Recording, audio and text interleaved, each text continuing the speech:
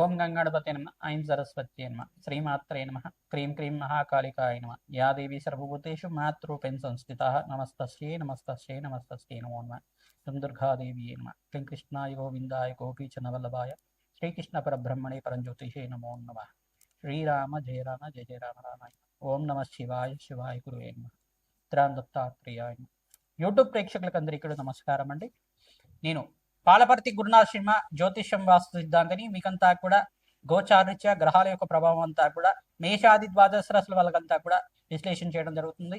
ఈ రోజున మనమంతా కూడా చెప్పే విషయం ఏంటిదంటే ప్రధానంగా రాహుకేతు ప్రభావం అంతా కూడా కాలసర్ప దోషము అంటే ఏంటి, అసలు కాలసర్ప దోషాన్ని అంతా కూడా ఏ రకంగా విశ్లేషణ చేసుకోవాలి, కాలసర్ప దోషానికి అంతా కూడా పరిష్కారం ఏ రకంగా ఆచరించాలి, అసలు కాలసర్ప యోగం అంటే ఏంటి, కాలసర్ప దోషం అంటే ఏంటి అంతా కూడా జ్యోతిష్ సిద్ధాంతం ప్రకారంగా మీకు అంతా కూడా విశ్లేషణ చేయడం జరుగుతుంది. ప్రధానంగా కాలసర్ప దోషము కాలసర్ప యోగము అని చెప్పేసి అంటే కనుక ఈ యొక్క కాలసర్పం అనేది రాహుకేతు ప్రభావం వల్ల రాహుకేతులంతా కూడా ఛాయాగ్రహాలుగా చెప్పడం జరుగుతుంది. ప్రధానంగా ఛాయాగ్రహాలకి ఈ యొక్క సొంత ఇల్లు అనేది ఉండదన్నమాట. ఏ యొక్క రాశులకంతా కూడా వారికి రాష్ట్రాధిపత్యం లభిస్తూ ఉంటుంది. మిగతా గ్రహాలకన్నిటి కూడా రాహుకేతులంతా కూడా ఛాయాగ్రహాలు కాబట్టి వాటికంతా కూడా సొంత ఇల్లు అనేది ఉండదు. ప్రధానంగా ఏ గ్రహానికైతే కనుక కలియుగతో పాటు ఉంటారు, ఏ రాష్ట్రాధిపతితో పాటు కలియుగతో ఉంటారు, ఏ రాశిలో అంతా కూడా వీరు సంచారం చేస్తుంటారు, లగ్న చక్ర ప్రకారంగా కానీ గోచారిత్య కానీ వాటి ప్రభావం అంతా కూడా ఆ రాష్ట్రాధిపతి ఇచ్చే ఫలితాన్ని ఇస్తుంటారు. ఛాయా మార్తండ ప్రధానంగా ఛాయాగ్రహాలంతా కూడా చూసుకుంటే వీళ్ళంతా కూడా రాహు కేతు గ్రహాలంతా కూడా చూసుకుంటే రాహు గణాలని చెప్పేసి అంటుంటారు. ప్రధానంగా గ్రహాలకి వీళ్ళంతా కూడా ప్రభావం ఏ రకంగా చూపిస్తుంటారు, అపసవ్య దిశలో సంచారం జరుగుతూ ఉంటుంది వీళ్ళదంతా కూడా. ప్రధానంగా రాహుకేతులంతా కూడా ఛాయాగ్రహాలుగా వీళ్ళ ప్రభావం అంతా కూడా మానవాళి జీవిత విధానంలో అంతా కూడా లగ్న చక్ర ప్రకారంగా వాళ్ళున్న స్థానాన్ని బట్టి అంత ఫలితాలు ఇవ్వడం జరుగుతుంది. ప్రధానంగా వంశాభివృద్ధికి కారణం అంటారు. ప్రధానంగా సర్పదోషం కానీ సర్పశాపం కానీ ఏమైనా జాతకరీత్యా వర్తించి ఉంటే కనుక రాహుకేతు ఒక స్తంభంలో మిగతా గ్రహాలన్నీ కూడా ఉంటాయి కనుక రాహుకేతు మధ్యలోనే అన్ని గ్రహాలు మిగతా నవగ్రహాలన్నీ కూడా ఉంటాయి కనుక వీటికి అంతా కూడా కాలసర్పదోషము, కులింగ కాలసర్పదోషం అని చెప్పేసి, వాసుకి కాలసర్పదోషం, తక్షక కాలసర్పదోషం, కర్కోటక కాలసర్పదోషం అని చెప్పేసి ప్రధానంగా ఈ యొక్క ప్రధానమైన దోషాలంతా కూడా చెప్పడం జరుగుతుంది. నవరాగ ఆధారం చేయడం వల్ల కాలసర్పదోష నివారణ అవ్వడానికి ఆస్కారం ఉంటుంది. విశేషమైన క్షేత్రం ఏంటంటే కుక్కి పుణ్యక్షేత్రం, కుక్షి అనేది పుణ్యక్షేత్రం అంటారు. ప్రధానంగా మన కర్ణాటక దగ్గర అంతా కూడా ఉంటుంది. ఈ యొక్క సుబ్రహ్మణ్య స్వామి అంతా కూడా వాసుకి రూపంలో అంతా కూడా అక్కడ పుణ్యక్షేత్రంగా చెప్పడం జరుగుతుంది. ఆ పుణ్యక్షేత్రంలో అంతా కూడా చాలా విశేషమైన పుణ్య ఫలితాలు రావడానికి ఆస్కారం ఉంటుంది. ప్రతినిత్యం కూడా మీరు సుబ్రహ్మణ్య స్వామి ఆరాధన చేయడం, ఇట్లా నాగులున్న ప్రాంతం దగ్గర అంటే జోడు నాగులంతా కూడా ఉంటాయి. ప్రధానంగా చూసుకుంటే రావి చెట్టు ఉన్న ప్రాంతం దగ్గర ఈ నాగేంద్ర స్వామి విగ్రహాలంతా కూడా సర్పరూపంలో ప్రతిష్ఠ చేస్తుంటారు. సంతాన యోగం కోసం కావచ్చు, మరియు శీఘ్ర కళ్యాణ యోగం కోసమైనా కావచ్చు, శ్రీకాళహస్తి దగ్గర అయినా కావచ్చు, పుణ్యక్షేత్రంలో అంతా కూడా జోడు నాగులంతా కూడా సర్పరూపంలో మానస దేవ స్వరూపంలో అంతా కూడా ప్రతిష్ఠ చేయడం జరుగుతూ ఉంటుంది. తద్వారా మీరంతా కూడా ఈ యొక్క శీఘ్ర సత్సంతాన యోగం ఫలితం రావడం కానీ, శీఘ్ర కళ్యాణ యోగం సిద్ధం రావడానికైనా కానీ కాలసర్ప యోగం అనేది ప్రధానమైన పాత్ర అనేది పోషిస్తూ ఉంటుంది. ప్రధానంగా 1, 2, 5, 7, 8 ఈ స్థానాల్లో కనుక రాహుకేతు సంచారం అంతా ఇప్పుడు జరిగితే ఈ యొక్క కాలసర్ప దోషం ఉంది అని చెప్పేసి నేను నిర్ధారణ చేసుకోవాల్సి ఉంటుంది. నవమ స్థానంలో రాహు గాని కేతు గాని సంచారం చేస్తే పితృదోషం పితృశాపం అనేది చెప్పడం జరుగుతుంది.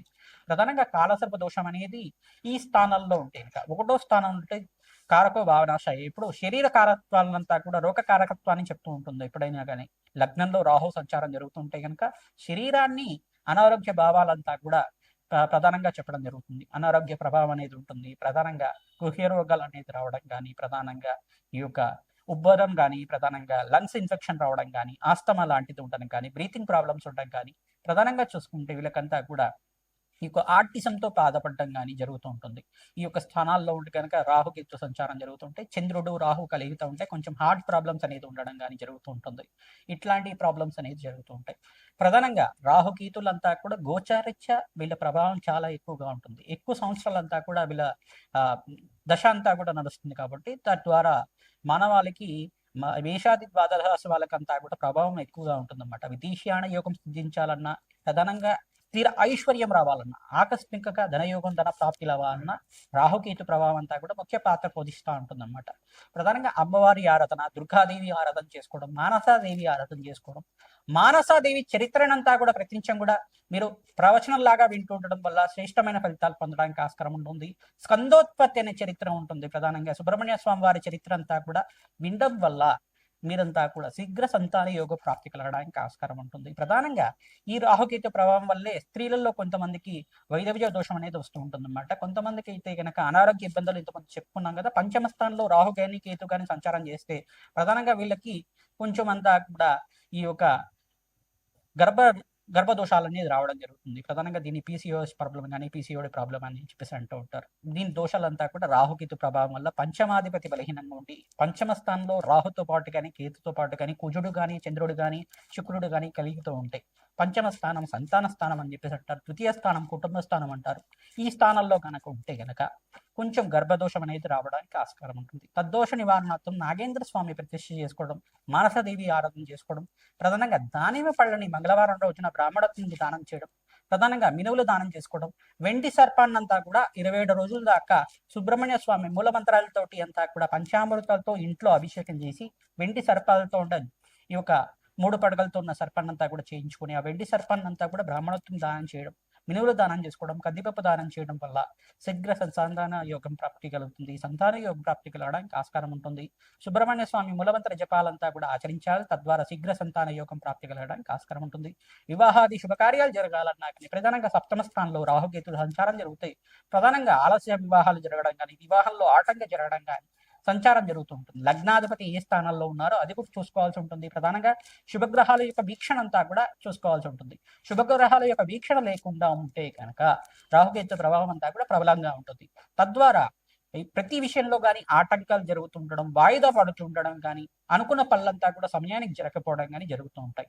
తద్వారా ప్రతినిత్యం కూడా అమ్మవారి ఆరాధన చేసుకోవడం వల్ల సర్పసూక్త పాలన చేయించడం, మానసదేవి మూలమంత్రాన్ని అంతా కూడా జపాలు ఈ యొక్క తర్పణాలంతా కూడా ఆచరించడం గల ప్రధానంగా సర్ప మండలం అంతా కూడా వేసి దానికంతా కూడా నవరాగ బలి అంతా కూడా ఆచరించడం వల్ల మీకంతా కూడా శీఘ్ర సంతాన యోగ ప్రాప్తి, శీఘ్ర వివాహ యోగ ప్రాప్తి, వివాహం ఆది శుభకార్యాలు కలగాలన్నా సర్పదోషము సర్పశాపం ఉందనేది మీ జాతకరీత్యా ఏ స్థానంలో ఉంది, ఏ యొక్క దశల్లో ఉంది సర్పశాపం అంతా కూడా విశ్లేషణ చేయడం జరుగుతుంది.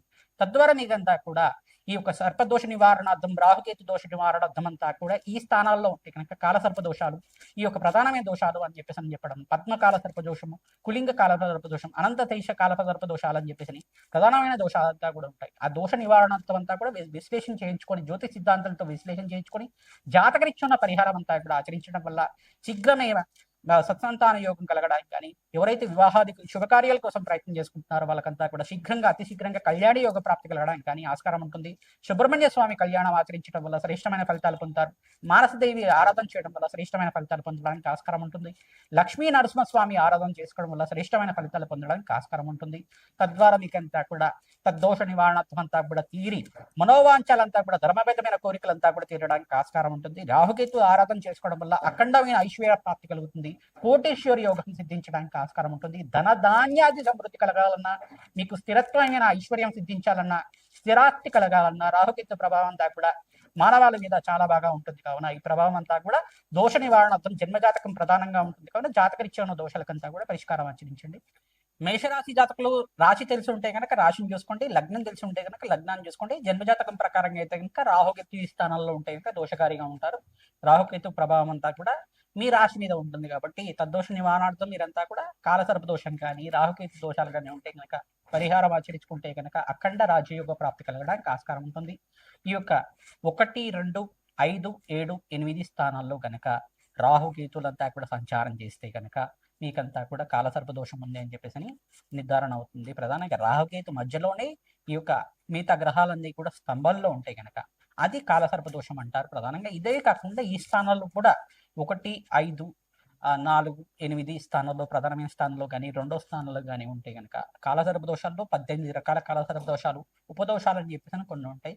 ఆ దోషాలకంతా కూడా పరిహారం అంతా కూడా గ్రంథశాస్త్ర ప్రకారంగా అంతా కూడా తంత్రశాస్త్ర ప్రకారంగా విశ్లేషణ చేసి పరిష్కారం చెప్పడం జరుగుతుంది. మీ జన్మజాతకమే ప్రధానమైన జాతకంగా ఉంటుంది. కానీ జాతకరీత్యా దోషాలకంతా కూడా పరిష్కారం ఆచరిస్తూ ఉంటే కనుక శ్రేష్టమైన ఫలితాలు పొందుతారు. రాహుకేతులంతా కూడా ధనధాన్యాది సమృద్ధి ఇచ్చే గ్రహాలుగా చెప్పడం జరుగుతుంది, ఛాయా గ్రహాలుగా చెప్పడం జరుగుతుంది. ప్రధానంగా విదేశంలో స్థిరత్వం లభించాలన్నా, వ్యాపారంలో అభివృద్ధి, ఆకస్మికంగా ధనలాభం కావాలన్నా, ఆరోగ్యవంతమైన జీవితం జీవించాలన్నా రాహుకేతు ప్రభావం అంతా కూడా శ్రేష్టమైన ప్రాప్త అంతా కూడా పోషిస్తూ ఉంటుందన్నమాట. ప్రధానంగా మీకంతా కూడా చూసుకుంటే కాలసర్ప దోషం అనేది సర్పానికి పూర్వజన్మలో కానీ మీరు ఏమైనా దోషం చేసి ఉంటే కనుక ఆ వర్తిస్తూ ఉంటుందన్నమాట. తద్వారా మీకంతా కూడా పూర్వీకులు కానీ మీరు కానీ పూర్వజన్మలో కానీ ఈ జన్మలో కానీ ఈ యొక్క సర్పానికి ఏమైనా దోషం చేసి ఉంటే ఆ దోషం అంతా కూడా వర్తిస్తూ ఉంటుంది. ప్రధానంగా మేషరాశి జాతకులు కానీ మేషలగ్న జాతకులు కానీ ఒకటో స్థానంలో కనుక ఉంటే గనక రాహు కానీ కేతు కానీ సంచారం చేసి ఉంటే గనక ఈ యొక్క స్థానం ప్రధానంగా చూసుకుంటే మీకు అనారోగ్య ఇబ్బందులతో బాధపడడం కానీ, ప్రధానంగా ఈ యొక్క లంగ్స్ ఇన్ఫెక్షన్ కానీ, బ్రీతింగ్ ప్రాబ్లం ఉండడం కానీ, ఆయాసం ఉండడం ఎక్కువైనా కానీ, కొంచెం చిన్న వయసులోనే కొంచెం కళ్ళ సంబంధమైన రోగాలు రావడం కానీ జరుగుతూ ఉంటుంది. ఈ యొక్క స్థానాల్లో కనుక రాహుకేతు ప్రభావం ఉంటే కనుక కొంచెం ప్రతి విషయంలో మాట పట్టింపు అనేది ఎక్కువగా ఉంటుంది, కోపం ఎక్కువ రావడం కానీ, ప్రతినిత్యం కూడా ఏ పని మొదలు పెట్టుకోవాలన్నా ఆలస్యంగా అవుతుండడం అనేది లగ్నంలో రాహుకేతు అంతా కూడా రాహు కానీ కేతు కానీ సంచారం చేస్తుంటే కనుక లగ్నవశాత్తు ఈ యొక్క జాతకరీత్యా కానీ మీకంతా కూడా ఈ ప్రభావం చూపిస్తూ ఉంటుంది. విదేశంలో స్థిరత్వం కోసం ప్రయత్నం చేసే వాళ్ళకి అత్యంత శుభమైన ఫలితాలుగా చెప్పడం జరుగుతుంది. రాహుకేతులంతా కూడా దోష పరిహారం చేసుకుంటే ఎవరికైతే విదేశం కోసం ప్రయత్నం చేసుకుంటున్నారో మేషజాత జాతకులకంతా శీఘ్రంగా విదేశాలలో స్థిరత్వం లభించడానికి ఆస్కారం ఉంటుంది. రాజు యొక్క ప్రాప్తి కలగడానికి ఆస్కారం ఉంటుంది. ఏ దశ నడుస్తుంది ఆ దశలో కనుక అంతర్దశలో రాహుకేతుల యొక్క దశ నడుస్తుంటే కనుక స్వల్పంగా అనారోగ్య సూచనలంతా కూడా రావడానికి ఆస్కారం ఉంటుంది. ప్రధానంగా మీకంతా కూడా శీఘ్ర సంతాన యోగం కోసం ప్రయత్నం చేస్తున్నారా, లేదు వివాహాది శుభకార్యాల కోసం ప్రయత్నం చేసిన వాళ్ళకంతా కూడా రాహుకేతు దోష నివారణం అంతా కూడా రాహుకేతులకు అభిషేకం చేయించడం, ప్రధానంగా రాహుకేతుల దగ్గర అంతా కూడా ఆవునేతో దీపారాధన చేయడం, ప్రధానంగా నవధాన్యాలంతా కూడా అక్కడ చల్లేసి కొంచెం వేసేసి పసుపు కుంకుమ గంధంతో అభిషేకం చేయించిన తర్వాత ఆవునేతో దీపారాధన చేయడం, పుష్పాలంతా కూడా అలంకరణ చేయడం వల్ల శ్రేష్టమైన ఫలితాలు పొందడానికి ఆస్కారం. దుర్గాదేవి దేవాలయంలో మీరంతా కూడా కూష్మాండ దీపాన్ని వెలిగించడం, మహాకాళి దేవాలయంలో కూడా ఈ యొక్క కూష్మాండ దీపాన్ని వెలిగించడం వల్ల శ్రేష్టమైన ఫలితాలు పొందడానికి ఆస్కారం ఉంటుంది. రాహుకాల నియమాలంతా కూడా పాటిస్తుండాలి. మంగళవారం, శుక్రవారం, ఆదివారం రోజుల్లో కూడా మీరంతా కూడా రాహుకేతులకు ప్రీతికరంగా ఈ యొక్క నిమ్మకాయ దీపాలంతా కూడా వెలిగించే దేవాలయ ప్రాంగణంలో కానీ, మీ దగ్గరలో ఉండే ఈ యొక్క మారేడు చెట్టు దగ్గరైనా కానీ, లేకపోతే ఈ యొక్క వేప చెట్టు దగ్గరైనా కానీ, ప్రధానంగా రావి చెట్టు దగ్గరైనా కానీ వెలిగించడం వల్ల మీకంతా కూడా శ్రేష్టమైన ఫలితాలు పొందడానికి ఆస్కారం ఉంటుంది. రావి చెట్టు దగ్గర మీరంతా కూడా ఈ యొక్క శ్రేష్టమైన వృక్షరాధానికి ప్రీతికరంగా ఆవునేతో దీపారాధన చేయడం, లేదు ఇప్ప నూనెతో దీపారాధన చేయడం వల్ల రాహుకేతు దోష నివారణం అంతా కూడా అవ్వడానికి ఆస్కారం ఉంటుంది. గోమాతకు ప్రీతికరంగా మినువులు, శనగలు, బొబ్బర్లు, ఉలువలు అంతా కూడా నానబెట్టినవి గోమాతకు తరచుగా నివేదన చేయడం వల్ల, గోమాత పూజ చేయడం వల్ల అఖండమైన పుణ్యప్రాప్తి కలుగుతుంది. మానసాదేవి చరిత్రనంతా కూడా ప్రవచనంలాగా వింటుండడం, ప్రధానంగా మానసదేవి ఏ రకంగా చరిత్రలో అంతా కూడా అఖండమైన పుణ్యప్రాప్తి వచ్చే విధంగా అనుగ్రహిస్తుంది. ప్రధానంగా మానసదేవి ఆరాధన అంతా కూడా ఏ రకంగా ఆచరించాలి, మానసదేవి ఎవరు, అసలు శివుడి కూతురుగా ఏ రకంగా ఆవిర్భావం జరిగింది అంతా కూడా, శివపార్వతుల యొక్క కళ్యాణం ఏ రకంగా జరిగింది, ప్రధానంగా శివపార్వతులకి పుత్రిక ఏ రకంగా కలిగింది, ఆ యొక్క ఇతిహాసం అంతా కూడా వినడం, నాగులకి అధిష్టాన దేవతగా ఏ రకంగా అవతారం ఎత్తింది అమ్మవారంతా కూడా, జగత్కారు అనే చరిత్ర అంతా కూడా చదువుకోవడం, ప్రధానంగా హస్తిక మహాముని చరిత్ర అంతా కూడా చదువుకోవడం వల్ల శ్రేష్టమైన ఫలితాలు పొందడానికి ఆస్కారం. ఎవరైతే హస్తిక మహాముని చరిత్ర అంతా కూడా జరుపుకుంటారో, మానసదేవి యొక్క కుమారుడు ఈ యొక్క సర్పయాగాన్ని ఆపడానికి ముఖ్యమైన పాత్ర పోషించిన వాళ్ళు, ప్రధానంగా సర్పయాగం జరగకుండా ఆపడం వల్ల సర్పజాతి అంతా కూడా సంరక్షించబడింది. కర్కోటకుడు అంతా కూడా చనిపోకుండా అగ్నిలో ఆహుతి కాకుండా మీకంతా కూడా రక్షించబడ్డారు. తద్వారా అంతా కూడా శ్రేష్టమైన ఫలితాలు పొందడానికి ఆస్కారం. తక్షకుడు అంతా కూడా రక్షించబడ్డాడు. తద్వారా నాగజాతి అంతా కూడా సంరక్షించబడింది అని చెప్పేసి ఈ ఇతిహాసంలో అంతా కూడా ఉంటుంది. ఎవరైతే కనుక రాహుకేతు దోషాలు ఉన్న వాళ్ళు అంతా కూడా జాతకరీత్యా ఉన్నాయి అని చెప్పేసి నిర్ధారణ అయితే కనుక ఈ యొక్క పరిహారం అంతా కూడా ఆచరిస్తూ ఉండండి. తద్వారా శ్రేష్టమైన ఫలితాలు పొందారు. శీఘ్రమే సంతాన ప్రాప్తి కలుగుతుంది, అష్టైష్ ప్రాప్తి కలుగుతుంది, రాజయోగ ప్రాప్తి కలుగుతుంది.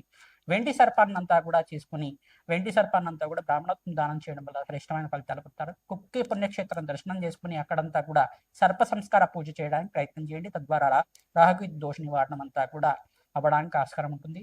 జాతకరీత్యా ప్రబలంగా మీ జాతకరీత్యా రాహుకేతు దోషం అంతా కూడా ప్రబలంగా ఉంటే నాగేంద్ర స్వామి ప్రతిష్ట అంతా కూడా రావి చెట్టు దగ్గర చేయిస్తూ ఉండాలి. తద్వారా మీకంతా కూడా వంశాభివృద్ధి కలుగుతుంది, సత్సంతాన యోగం కలుగుతుంది. శీఘ్ర కళ్యాణ యోగం కోసం ప్రయత్నం చేసుకున్న వాళ్ళకి శీఘ్రంగా కళ్యాణ యోగ ప్రాప్తి కలగడానికి ఆస్కారం ఉంటుంది. శ్రీమాత్రే నమః.